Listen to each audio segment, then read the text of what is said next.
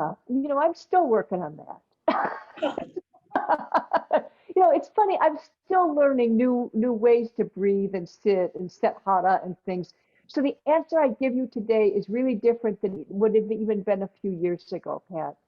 Um, what I would say is because when I was first teaching, first learning, the teaching that I was given was when you set your hara. This is really inelegant, but I'm going to say it anyway. Close your asshole. Squeeze your asshole was actually what I was told. Squeeze your asshole. Well, I managed to squeeze every muscle in my lower body trying to do that. And I will tell you, that is not the way to do it. So I overtense the lower body a lot in my early training. And I think I've been unwinding some of that over the years. What I would say is alive for me now is as inhale turns to exhale, the the pelvic floor ever so slightly lifts as the tailbone drops. It just ever so slightly. Um, and let me just give you the alchemy of it or the theory of it, because it really comes out of Taoism and also the chakras. That this center in the solar plexus is considered the fire center, and the second chakra is like the water center. And if the fire's on top of the water, you get heartburn or whatever. That's not good. But if you could bring the fire under the water, then the key rises. That the image was of, in fact, the calligraphy for chi or ki sort of depicts fire under like a pot of rice and the steam rising. So the alchemy is how to get the breath to sink so low that in a way the energy can rise.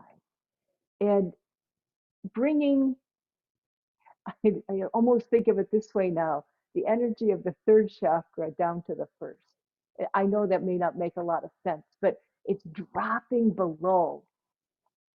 Um, so take your hands together, just take your hands and just press them together ever so slightly. You could feel the pelvic floor lights up, right? When you quit pressing, it goes away. If you press them, something happens there. You quit pressing, right? Can you feel that? And then what hap- and then what happens is that any kind of pressing actually activates that. Any kind of extending sort of activates that. That center in the energy patterns is the driver's center, and it centers on pushing, and it organizes pushing in the body.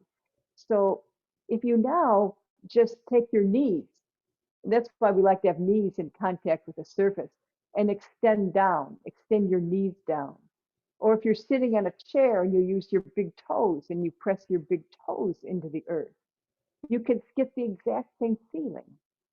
Just try it if you just gently extend down. Another way is just drop your tailbone down. So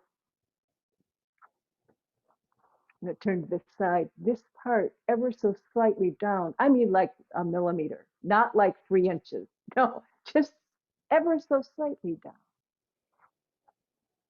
That same feeling comes in.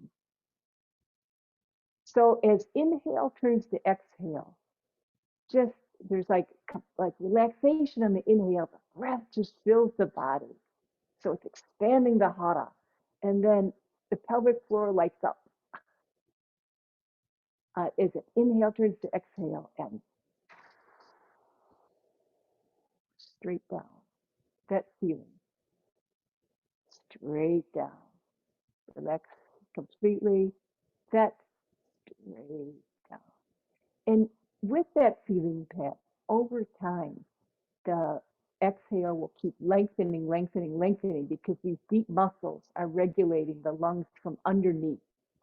So you get the deepest, slowest breath possible. And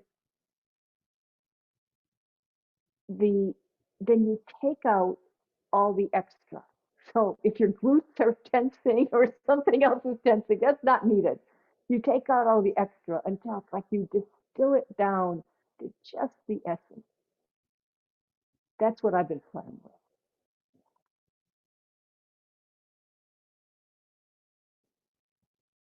with. What I was speaking to was how when we set the hara,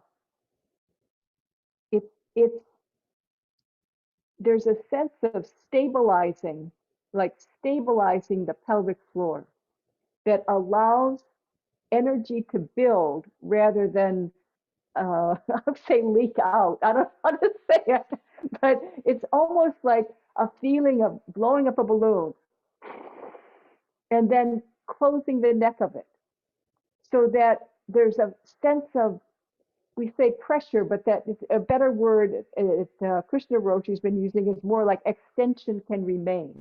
So in hara breathing, it's we allow it the expansion and then this little bit of like again, the tailbone, which just barely will stabilize the pelvic floor.